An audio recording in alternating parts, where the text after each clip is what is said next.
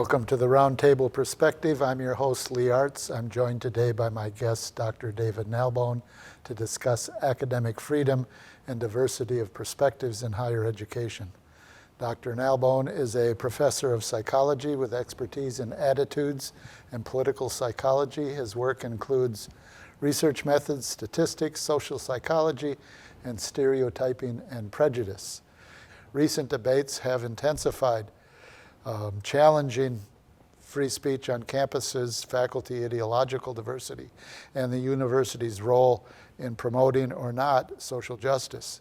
So I want to ask you to start, what is your understanding of academic freedom? What does academic freedom mean to universities and to you?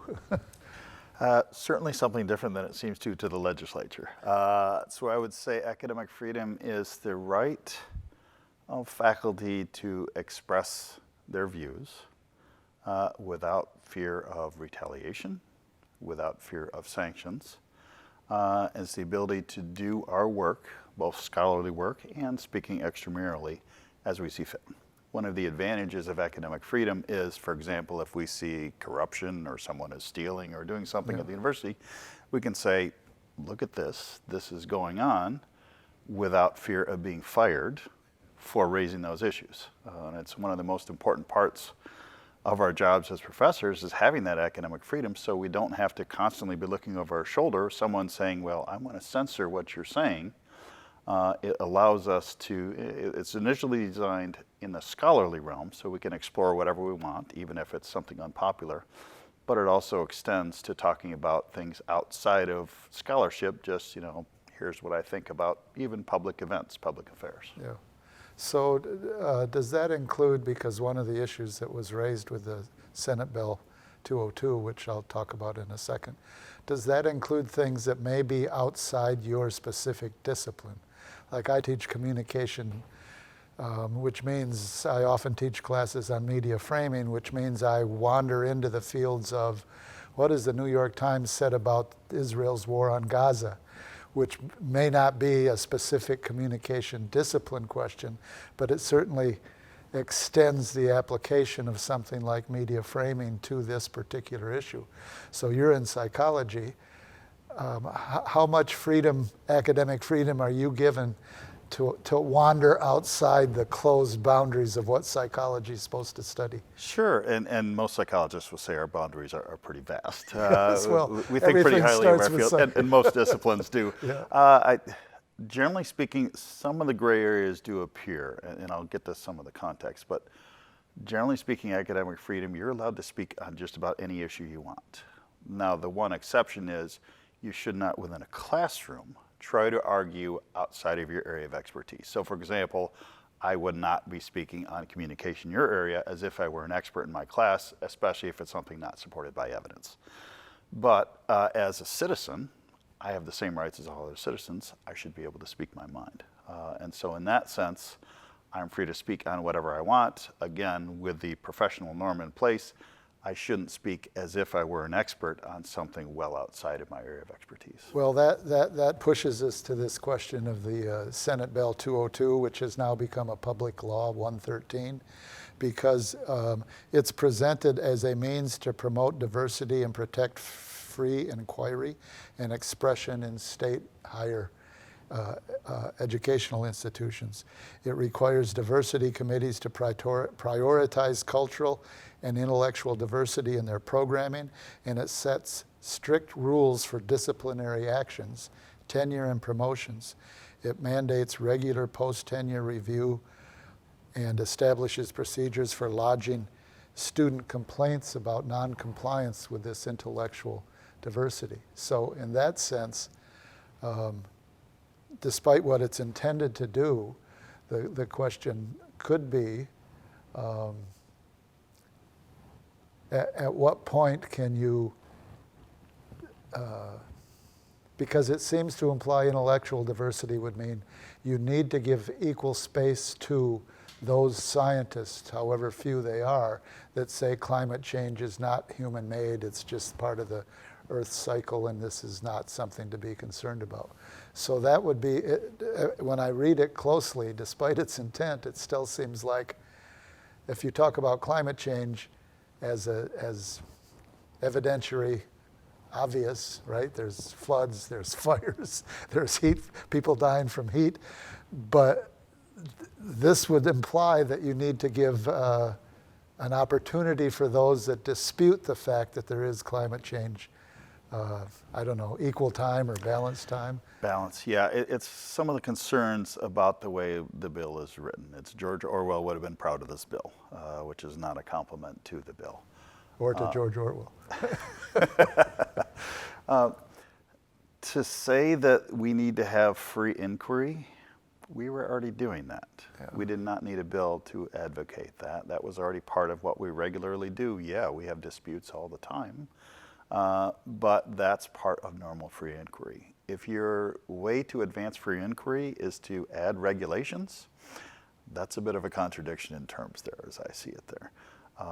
So free inquiry, as I see it, is best done by leaving us alone as scholars, whereas this is a rather intrusive piece of legislation which says, in essence, we as legislators know how to do your job a bit better than you do. So we're going to put some guardrails around how you do it. And that's how it reads to me, is we have politicians stepping into the classroom and telling us how to do our job better, which I, for one, don't much care for. Right, so what you're suggesting that this Senate bill, which became public law, is an expression of politicians that don't have expertise in psychology or communication or computer science, trying to tell us, the scholars that have done research and the people that have made findings, how to conduct a classroom or how to conduct teaching, how to present the information based on the research that we've found or not found. It all depends upon what the legislator's intent was, and frankly, it's kind of hard to read because the stories have been shifting a little bit. Yeah. This is designed to promote academic freedom. Well, we already had that. It's designed to protect tenure. We already had those protections. It's not quite clear what exactly the rationale for this bill is, other than I would say, I don't think we're getting the full story. Well, here would be a specific question, which Professor David Detmer talked about at a panel the AAUP, the American Association of University Professors, held a week ago now, I guess. He talked about teaching an evolutionary biology class, and this would seem, under this Public Law 113, would seem you would have to also recognize creationism as a legitimate scientific understanding of evolution. So it's not, there's no evolution, it's just creationism because it was God's will that this is the way. There always will be questions. Is climate change real? Those will continue to be debated. Is creationism a real thing? Now, for the most part, those have been settled, but similar issues will be debated. The problem with this bill is it says the people who are best equipped to make that decision are not the experts, it's the legislators and the political appointees on the board. Yeah. And that's the real problem. It's, we have experts for a reason, because they're experts. We don't need other people to tell those experts how they should do their job in their area of expertise. And that's what the legislation seems designed to do, is to put a political finger on the scale. That also seems to raise the question of how are we understanding intellectual diversity? Because intellectual diversity means, well, let's just throw it all out there and it's just a big mess and we can't possibly figure it out, versus intellectual diversity that says this has been demonstrated by hypotheses that have been tested, and then this is their findings, and this is the information or the understanding we have of the world as we now know it. Granted, you may learn something later on, right? I mean, the Greeks didn't understand atoms, but now we understand atoms. But some of their early understandings led us to our current understandings of the neutrons and the electrons and the rest. So, moving beyond the humors and things like that. Yes. Yeah, and I guess I would quote something at a reading recently. Everything on the internet is true, which we know is not true, but it comes off as everything is treated as equally true or is viewed as that way. And that's what this bill essentially says, is a claim to knowledge is as good as any other claim. And it's like, no, it's not. We have to prioritize some claims that are backed by evidence, and the people who are best in position to know which those should be are the experts, not the politicians. Is there almost a subterfuge that's challenging science and scientific investigations and scientific findings? Oh, sure. We're in a period of very strong anti-science, anti-intellectualism. Kind of the authoritarian movements we're seeing around the country feed on that a lot. If you can discard the experts, who would you replace them with? The strong men, and they're almost always men, who simply are speaking very confidently, but not necessarily accurately. That's right. If I say it loud enough and often enough, it must be true. Yes, and you know, as a communication expert, sometimes how loud you speak Sometimes communicates. that's effective, yes, authority and credibility. One of the, I find it interesting that one of the things was Senator Deary, was that his name? He referred to a number of student surveys that suggested students were feeling uncomfortable in classrooms with what he called liberal professors, but I never understood the difference from liberal to conservative. So, but anyway, he said he had these surveys, but the surveys that I have seen is in fact just the opposite, that no student expressed any feeling of restrictions by their faculty. Sometimes some students would say, maybe my peers might affect how much I'm willing to speak up.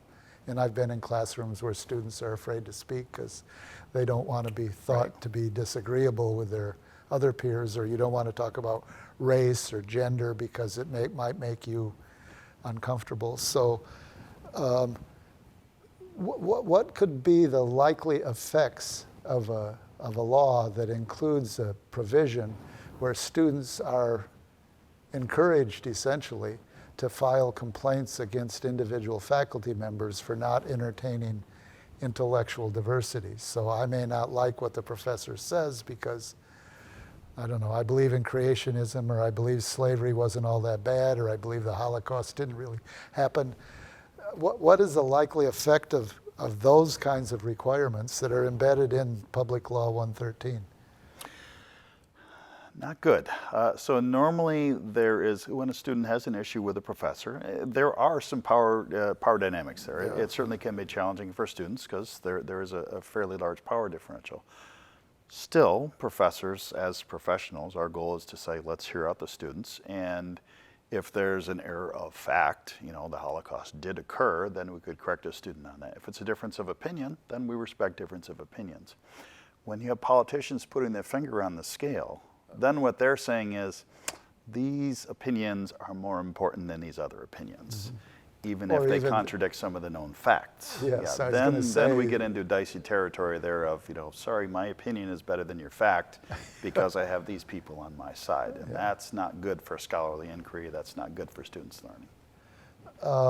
One of the things that was raised is that there may be an effect on student enrollment and also faculty recruitment and faculty retention, because I understand after Florida passed a law similar to this, enrollments at state universities declined, not remarkably, but they did decline, and also several faculty decided they needed to move on to other universities in other states. Is that a possible outcome of this particular public law as well? Will it affect student enrollment here? Will it affect recruitment of qualified scholars and researchers? Not just possible, but probable. We're probably going to lose some good faculty. We're probably going to lose some good students. We're probably going to lose significant research dollars with some of our most eminent research-based faculty.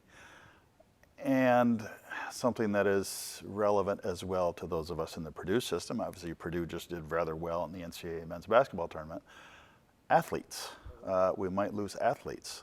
There has been something of a push in NCAA circles to say you might want to consider not going to a state where these kinds of laws are in place. If that happens, our basketball, football, and other athletic teams might see declines in our athletes and therefore worse performance. Yeah.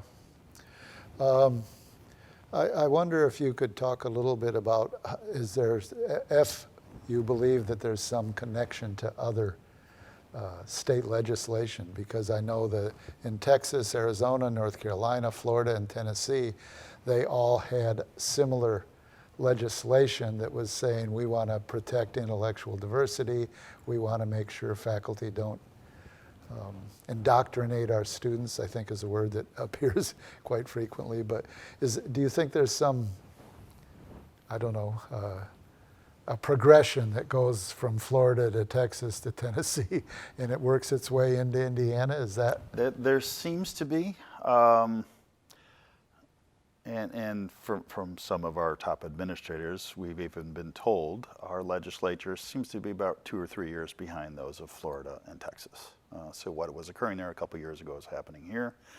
And there also seems to be a larger political project, and this is among Republicans on the right side of the political spectrum, to be more involved in higher education. There's an entire what's called Project 2025, I believe, aimed to 900 some page document looking at how do we influence the levers of higher education that are more in line with our ideological viewpoints. So Project 2025, where's that? What's the source of that? Is that the Heritage Foundation, or is I honestly can't recall, so I won't give you a definitive on that. But the viewers could type in Yes. Google Project It's not hard to find. 2025, Yeah. and they will. And I mention that to say this. It seems to be a political and ideological project. I'd rather keep ideology and politics out of the classroom, whether left, right, or any other. I think students are better served when we keep politics out of the classroom, when we keep politicians out of the classroom. Facts are going to be facts. We can have debates that we want, but we don't need politicians tilting for whichever direction they happen to be in favor of. That's not good for learning. Well, I wonder, to keep politics out of the classroom, does that mean that I can't have a class on media framing of, like I did a presentation on media framing and presented evidence that showed the New York Times and the Washington Post and ABC, NBC had very few representatives from Black Lives Matter, but they had a lot of representatives from police departments and state legislatures. I mean, that's political on the face of it. So I'm just wondering if is that what you mean, or? Yeah, let me rephrase. That was poorly. Obviously, especially if you're a political scientist, you cannot keep politics out of the classroom. Good point. So I guess more what I meant was let's keep political advocacy out of the classroom. Let's stop pushing a particular agenda. The agenda, and I'm a scientist as a psychologist. My job is to follow the methods of science. I go where the evidence goes. If the evidence says this is true or that's true, that's what I should be teaching my students. But political views, especially those that are unconnected from evidence, that should not be pushed in the classroom, especially by instructors. If students bring it up, faculty can react to that and so on. But the goal is not to push a political agenda in the classroom. That is the much feared indoctrination, which I would argue is largely what the legislature's trying to do in some sense, but that's not what we should be in the business of. We should be staying out of pushing any particular political agenda. So critical race theory, which again is debate over what that actually means, but historians should not address the question of slavery and inequality and systematic racism. I guess I'm having trouble with at what point is it become political so that you can't discuss? Like in my classes, I've often said nothing progressive has ever happened in the United States that wasn't as a result of a social movement. Okay. And I would say, look at the civil rights movement, women's rights,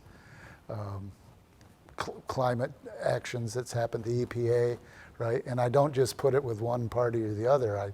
I note that Nixon introduced open housing in the South, and voter registration was expanded when Nixon was president. So, but I'm making this big claim that you need a social movement to have any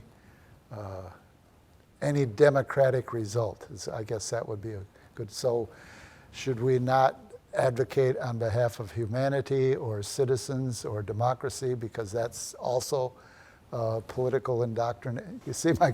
I see the conundrum, and I guess what I would say is this: as I read what you're talking about, I could read it as you're putting forth a hypothesis that this is how change occurs. Yes, I presume you're discussing evidence around that. Yes, I would say, don't believe me. You can go look it up for yourself, right? Yeah. Right. You have to investigate to find out Yeah, What- what if you the- had said this is how change occurred with no evidence and no Yeah. pointing to it, that would be more problematic. But when you say this is a hypothesis I have about how change is occurring, and then here's some of the evidence in favor of it, and you can look up evidence opposed to it, Yep. that's Yep. more what we need to be doing in the Yeah, classroom. no, I agree with that. We don't have a lot of time left, but I wanted you to talk a little bit about the American Association of University Professors. You're a member, I'm a member, and you were the state chair of the Indiana AAUP. So the purpose of the American Association of University Professors is to advance academic freedom and shared governance, particularly establishing values and standards for higher education. I say this because I know in Bloomington and at Purdue West Lafayette, the AAUP chapters there claimed these measures will severely constrain academic freedom. The security imparted by tenure is the fundamental protection of academic freedom. Its loss would make university positions in Indiana undesirable. Faculty will always have alternatives, and with this bill, they're saying this will no longer be possible. So it's kind of returning to one of the questions I asked earlier. But from an AAUP perspective, defense of academic freedom is a priority. And if it's curtailed or constrained or surveilled, I guess, it's going to have some repercussions. Yeah, I would start with some of the economic repercussions. So one of the way the AAUP has advocated for academic freedom is with tenure. And one of the things that came out in this bill was a lot of our legislators don't understand what tenure is. They think that people with tenure are not evaluated ever again. That's not true. We're evaluated every year, and we have to demonstrate that we're staying current and so on. The purpose of tenure is to provide lifetime security, again, subject to certain conditions. You still have to be competent. You still have to stay within certain realms. And an unusual aspect in our jobs that most other people don't feel is we can be fired for moral transgressions. The purpose of tenure, though, is to provide job security. Okay? If I don't have to be chronically updating my CV or my resume and looking for new jobs, I can devote more time to my work. And society has decided that's valuable. So that's one of the big reasons why academic freedom is there. So I can focus less on chasing down my next job and more on just doing well in the job that I have. Doing the research and doing the teaching, yeah. Again, we're getting low on time, but I just wondered if you think this is related to current responses by school boards where they've initiated book bannings. So things like Of Mice and Men, To Kill a Mockingbird have been banned by school boards out of the libraries so students can't check them out. You know, likelihood, yes. I don't know if I could draw the specific connections here, but it seems to be part of the larger political project that the right is pushing. And part of it goes back to the phrase most viewers have probably heard, which is own the libs. And I really see that as there is a segment of society in politics that has decided they need to put certain other people in their place with restrictions of this sort, telling them what they're allowed to read, telling them what they're allowed to teach. And that is problematic. So my last question. What do you think are the next steps in defending academic freedom and intellectual diversity? What do you think needs to be done moving forward? I mean, lawsuits, responses? There is word that the ACLU is considering litigation on this specific bill. I don't know what the latest is on that, and within a couple months that might change. I would say from me personally and as an academic, we need to do a bit of education on both our legislature, but upon the public. If people think that those of us with tenure don't have to work hard and don't have any consequences, we're just out mowing our lawn on the weekends. Right, right.